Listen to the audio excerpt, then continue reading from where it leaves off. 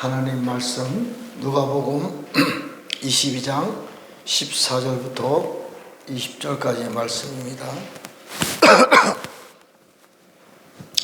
제가 말씀을 봉독해 드리겠습니다. 때가 이르매 예수께서 사도들과 함께 앉으사 이르시되 내가 고난을 받기 전에 너희와 함께 이 유월절 먹기를 원하였노라. 내가 너희에게 이르노니 이 유월절이 하나님의 나라에서 이르기까지 다시 먹지 아니하리라 하시고, 이에 잔을 받으사 감사기도 하시고 이르시되 이것을 갖다가 너희끼리 나누라. 내가 너희에게 이르노니 내가 이제부터 죄송합니다.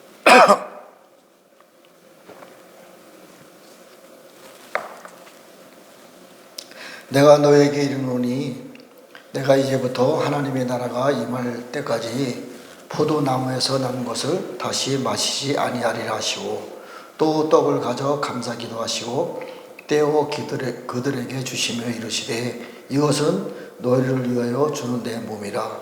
너희가 이를 행하여 나를 기념하라 하시고, 저녁 먹은 후에 잔도 그와 같이 하여 이르시되 이 잔은 내 피로 세우는 새 언약이니 곧 너희를 위하여 붓는 것이라. 아멘. 자, 두 가지 말씀, 중요한 말씀. 내가 너희에게 이르노니 이 유월절이 하나님의 나라에서 이루기까지, 이 말씀하고 20절에 이 잔은 내 피로 세우는 새 언약이니 곧 너희를 위하여 붓는 것이라. 오늘은 우리가 잘 아는 6월 안에 셋째 절기에 해당되는 부활절 절기입니다. 지금 이제 구약시대 때 유대인들은 이 부활절 절기에 대해서 잘 알지는 못합니다. 그들은 애굽에서 출애굽할 때의 그 사건을 통한 세 절기에 6월절 안에 6월절, 무교절, 초실절, 오늘은 이제 유대인들은 초실절 절기로 지키고 있지요. 우리 교회는 이제 예수님이 부활하신 날을 기념하기 위해서 부활절로 주일을 지킵니다. 이것이 약간 달라요. 그리고 이제 오늘 말씀에 보니까 하나님의 나라에서도 6월절이 있다 이렇게 말씀하십니다. 그러니까 잘 보시면요, 성경이 흘러갑니다. 애굽에서의 6월절이 있었고, 로마 시대 때 이스라엘에서 예수님 십자가 못 박혀 돌아가신 사건을 통해서 6월절의 성취가 되었습니다. 6월절이 완성된 것 같았는데 예수님도 십자가 못 박혀 돌아가실 때 다 이뤘다 그랬거든요. 그런데 오늘 보니까 예수님이 또 하나님 나라에서도 6월절이 있다 이렇게 말씀하시는 거예요. 이 하나님 나라 6월절은 아직 이루어지지 않았다고 저는 보고 있습니다. 또 많은 사람들이 그렇게 믿고 있죠. 왜? 하나님 나라의 6월절에 대한 현상이 나타나지 않았으니까. 애굽에서의 6월절 때의 초실절이 성취가 됐어요. 그 구약시대 때에 보리 한 단을 묶어서 하나님 앞에 막 흔들어서 요제로 하나님 앞에 제사를 드렸습니다. 이것이 바로 초실절이에요. 그리고 예수님이 로마 시대 때에 십자가 못 박혀 돌아가시고 3일 동안 무저갱에 들어가서 죽은 영혼들에게, 노아 홍수 때 죽은 영혼들에게 복음을 선포하시고, 이게 굉장히 중요한 사건입니다.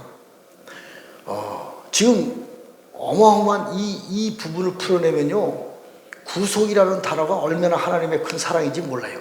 지금 우리가 볼 때는 좁은 문으로 들어가라, 굉장히 구속이 좁은 문인데 틀린 말은 아닙니다. 그러나 하나님의 큰 그림으로 볼 때는 무저갱에 들어간 저 영혼들에게도 예수님이 들어가서 3일 반 동안에 선포를 하셨어요. 그 영혼들이 어디가 있겠어요? 성경에 나와 있지 않지만 제가 볼 때는 하나님 낙원에 올라가서 이미 우리 선진들과 같이 잠자고 있는 영혼들과 같이 잠자고 있다고 저는 믿고 있습니다. 엄청난 비밀입니다. 이 비밀이. 그리고 나서 3일 동안 십자가에 돌아가서 3일 반 후에 예수님이 무덤에서 짠하고 부활하셨어요. 이것을 부활하시고 40일 동안 이 땅에서 제자들과 같이 실제로 부활하신 몸으로 거닐면서 제자들에게 부활의 복음을 증거한 것입니다. 40일 동안에.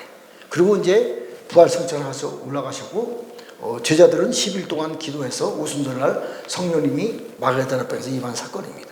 자, 문제는 예수님이 부활하셔서 보좌 우편에 올라가서 앉으셨어요.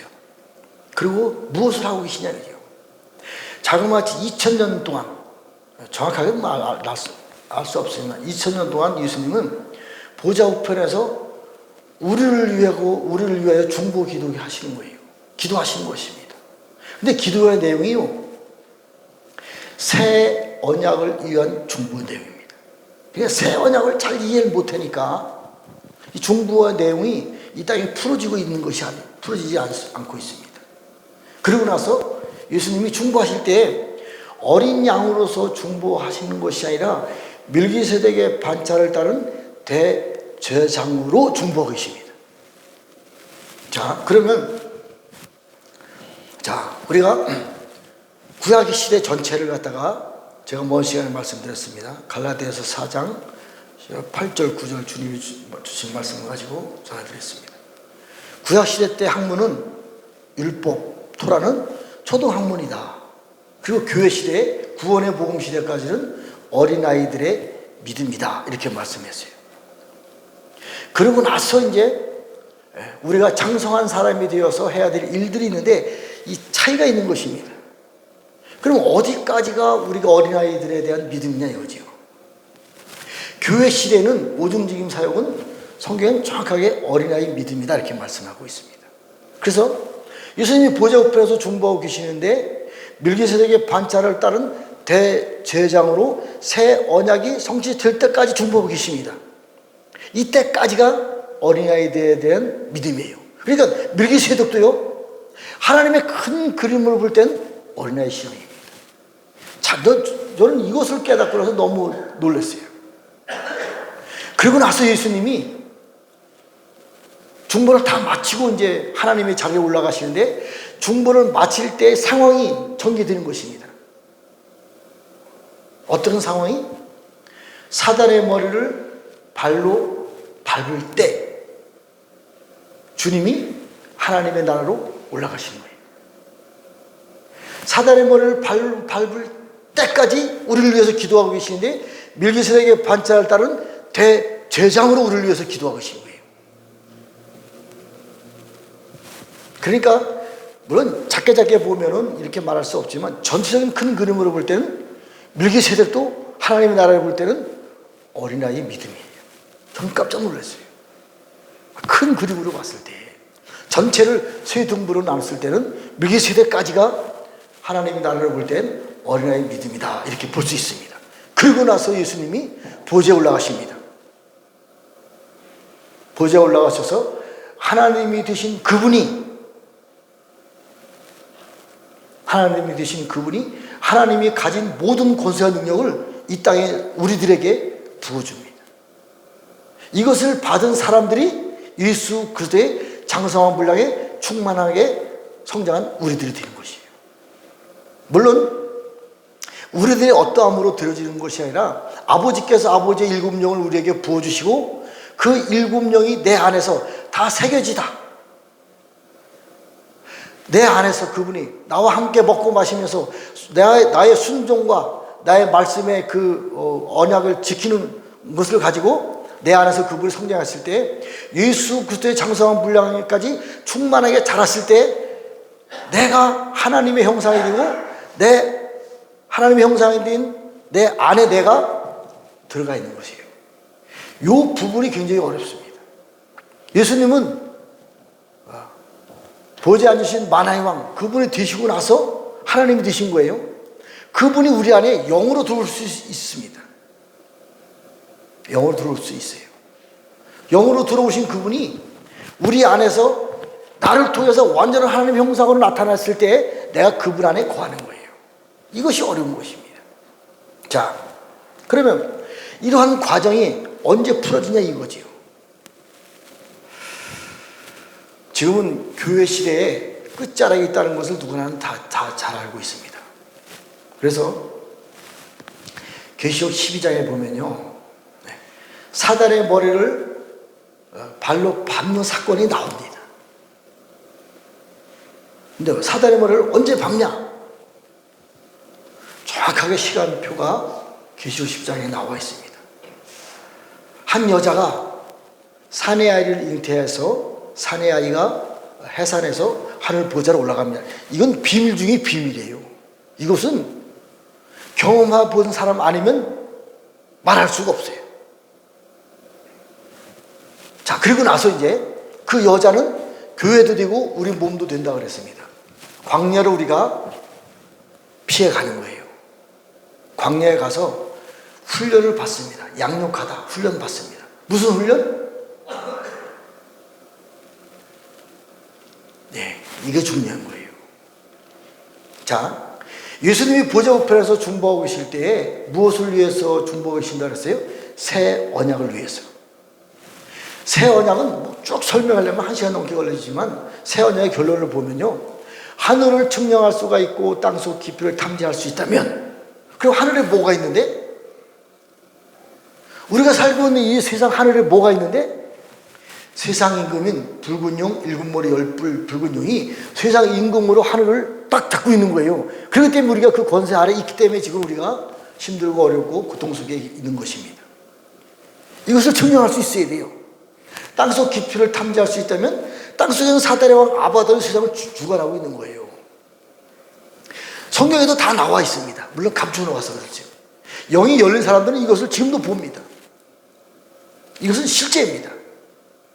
자, 하늘을 측량할 수가 있고 땅속 기초를 탐지할 수 있다면, 오! 붉은 용이 있고 사단의 왕 아바돈이 세상 땅속에서 우리를 주관하고 있네? 이것은 이제 알았어요. 그럼 우리가 그 존재들과 어떻게 싸워 이길 수 있겠어요?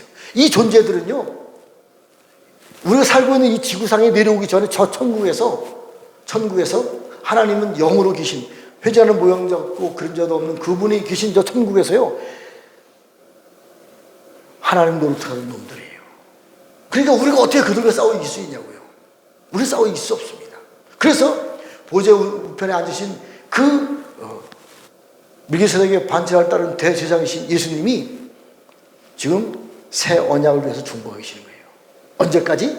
사단의 머리를 발로 밟을 때까지. 그러면 사단의 머리를 언제 밟느냐? 우리가 붉은 용과 사단의 왕 아바돈보다 더 높은 영성이 주어질 때 우리가 사단의 머리를 밟을 수 있는 것이에요. 그러면 용을 밟을 때 광경과 사단의 왕 아바돈을 밟을 때 광경이 성경에 나와 있어요. 계시록 12장에 보면요, 여자가 광야에서 훈련을 다 마치고 났을 때에 하늘에 큰 전쟁이 있습니다. 여자가 양육을 받아야 돼요. 하나님의 훈련을 받습니다. 성경에 무슨 훈련이라고 나와 있지 않습니다. 그러나 훈련을 받고 나서 붉은 용과 전쟁을 합니다. 전쟁을 할 때 쓰는 무기가 세 가지가 있어요. 첫 번째, 어린 양 예수님의 피. 이것은요, 십자가에서 흘린 피를 말하는 것이 아닙니다. 히브리서 12장 24절에 보면요, 새 언약의 중보자이신 예수와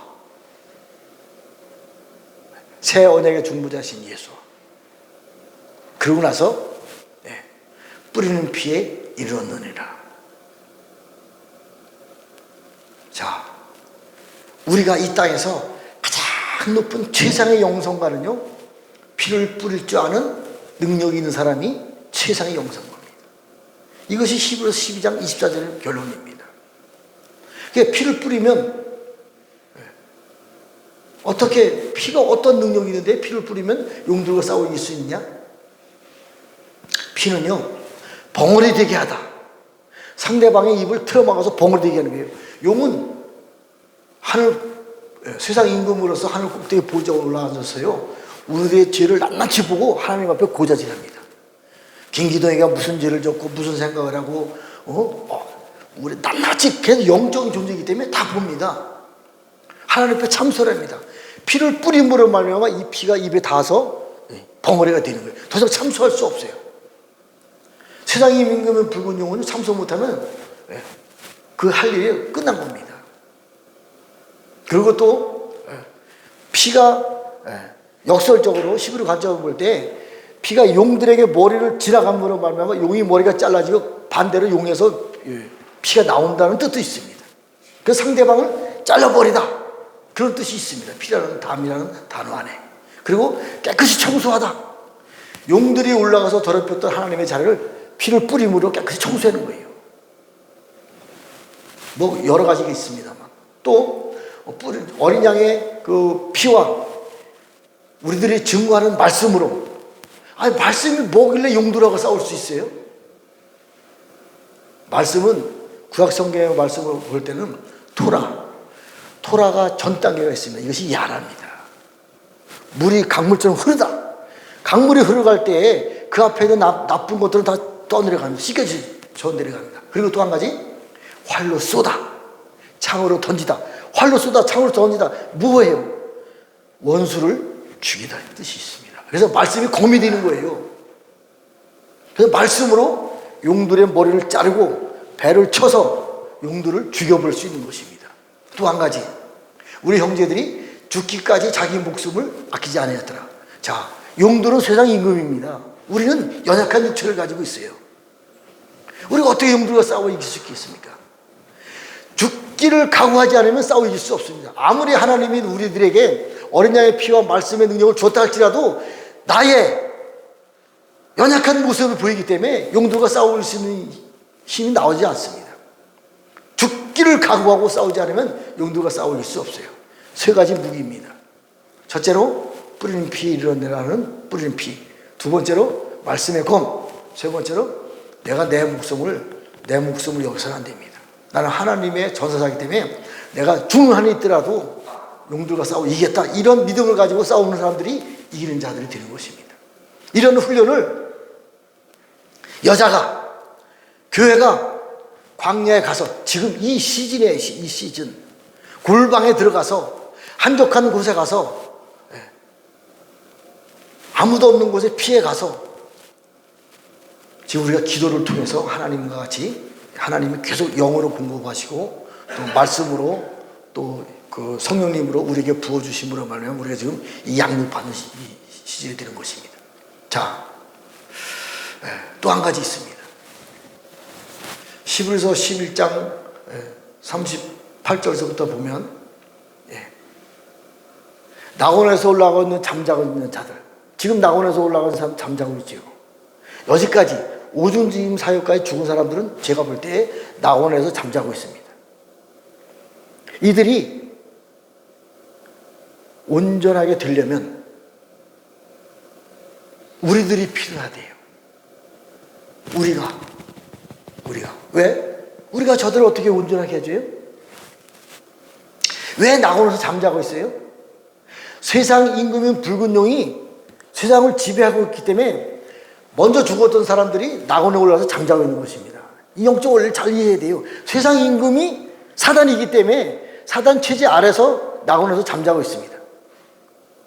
자, 저들이 온전해지려고 하면, 낙원에서 잠자고 있는 저들이 온전해지려고 하면 이 세상을 주관하고 있는 세상 임금 붉은 용을 싸워서 그들을 완전히 박살내서 무적에 집어넣었을 때에 그들이 이 땅에서 완전해지는 거예요. 자, 히브리서 11장 40절에 보면요, 저들을 온전하게 하기 위해 우리들에게 더 좋은 것을 주셨다 그래요. 더 좋은 것, 오중지김 사역이 아닌 더 좋은 것을 우리에게 주시고 우리를 통해서 저들을 온전하게 해줬다. 이 얘기는요, 전체적으로 풀어보면요, 사단의 머리를 발로 밟는 능력을 우리에게 주었다는 얘기하고 똑같습니다. 자, 사단의 머리를 밟는 방법을, 능력을 우리에게 주신 말씀이 야고보서 1장 18절에 보면 온전한 선물을 우리에게 주었다 그래요. 그리고 나서 피조물 중에 전 열매로 우리를 삼아 주셨다 그래요. 자, 해와 달과 별들도 피조물, 사단들도 피조물, 용들도 피조물이에요. 그러나 우리는 그 피조물 중에 전 열매, 온전한 선물을 받은 우리들이 전 열매가 되는 겁니다. 아버지의 영이 우리에게 들어오셔서 우리가 아버지의 형상으로 성장된 것이 피조물 중에 첫 열매예요. 그래서 저들과 싸워 이길 수 있는 것입니다. 이제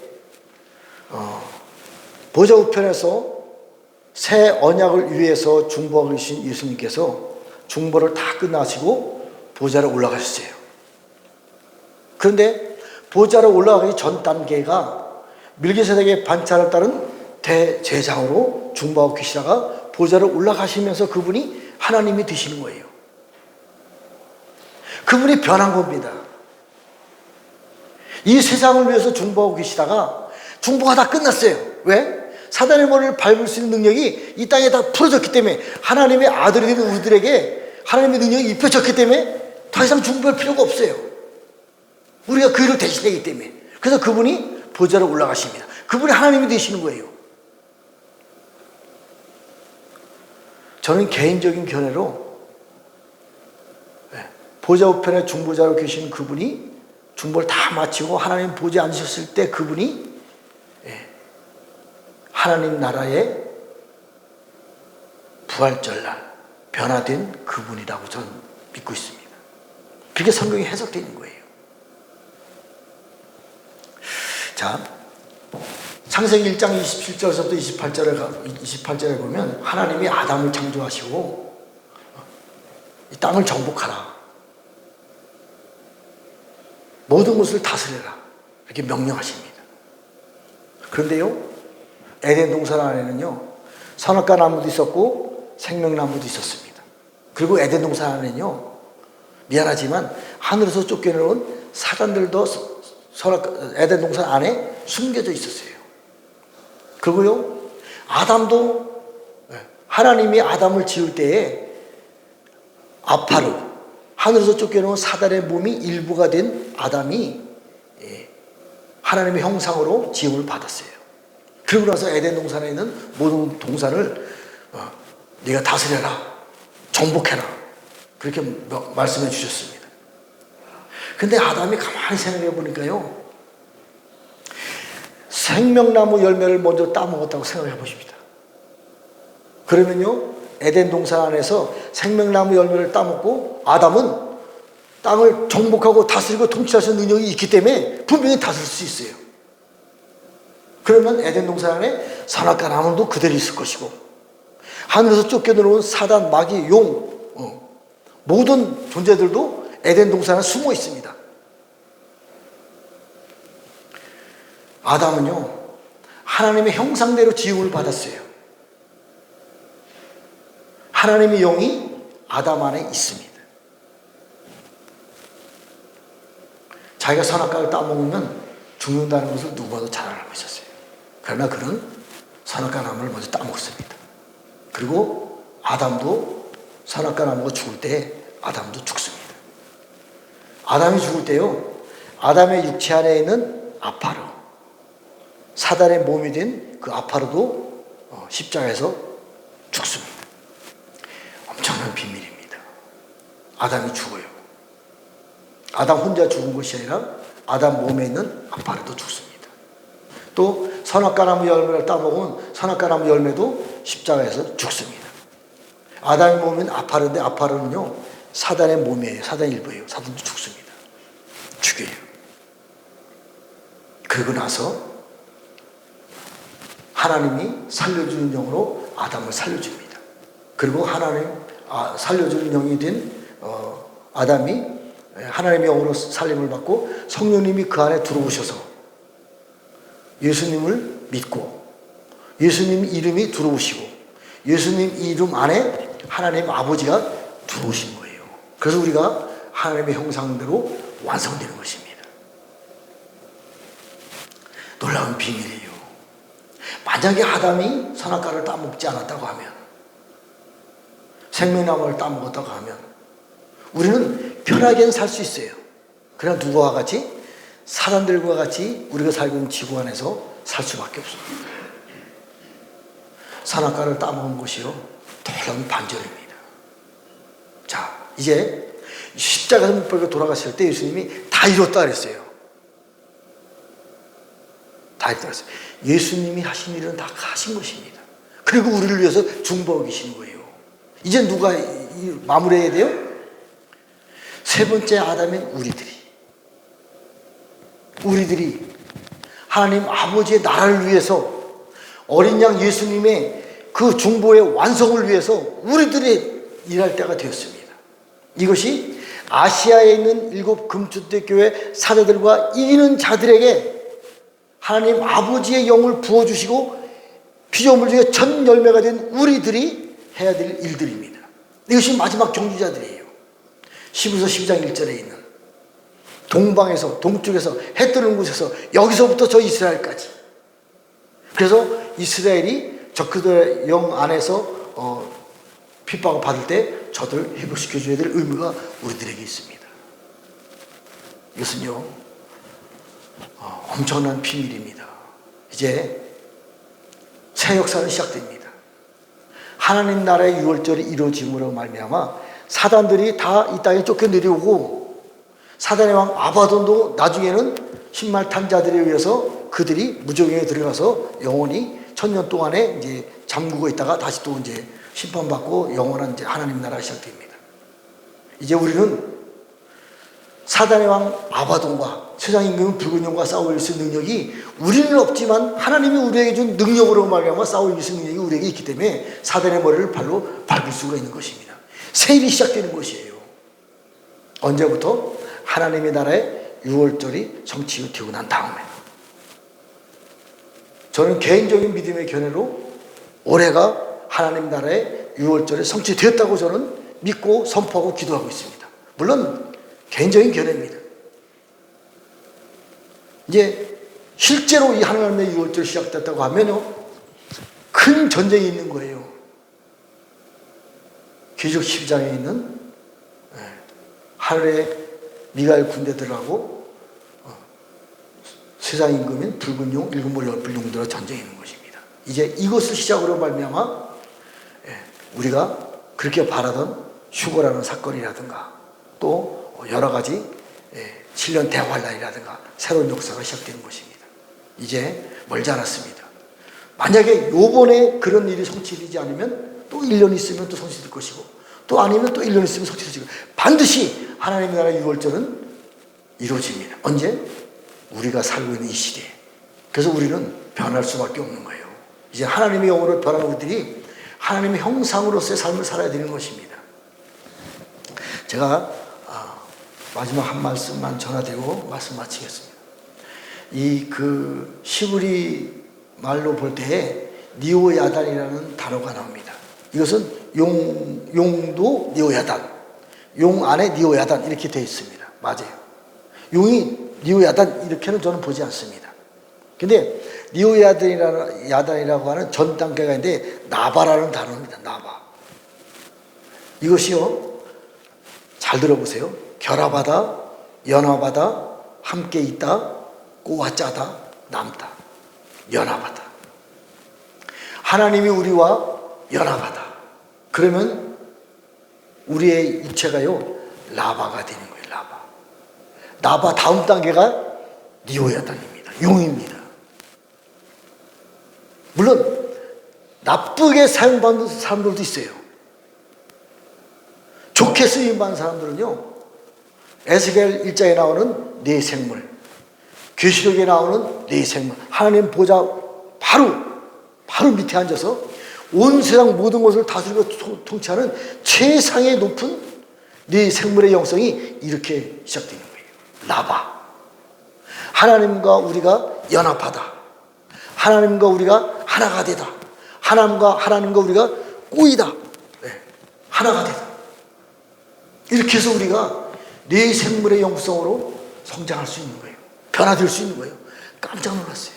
물론 반대로 세상 짐승도 이렇게 변해가는 겁니다. 우리는 하나님의 영이 우리에게 들어와서 나바가 되어서 연합해서 결합해서 하나가 되어서 하나님 나라를 다스리고 통치할 수 있는 실제적인 네 생물과 같은 영성을 소유해서 마지막 때에 하나님의 나라를 위해서 일할 수 있는 큰 일꾼들이 되시기를 예수님의 이름으로 축복합니다. 기도하고 마치겠습니다. 하나님 아버지, 감사와 찬양과 영광을 올려드립니다. 오늘은 이 땅에서는 6월절에 부활절 예배를 드리는데, 저희들은 특별히 하나님이 감동 주셔서 하나님의 나라의 6월절에 하나님의 나라의 그 부활절에 관한 말씀을 나누고 선포했습니다. 이제 하나님의 나라의 부활절에 변화된 저희들이 세상의 피조물 중에 첫 열매가 되어서 하나님이 원하시는 그러한 삶을 통해서, 또 이기는 자의 영성을 통해서 하나님 나라를 회복시킬 수 있는 은혜를 아버지 부어주심을 감사함을 드리며 예수님의 이름으로 축복하며 기도했습니다. 아멘.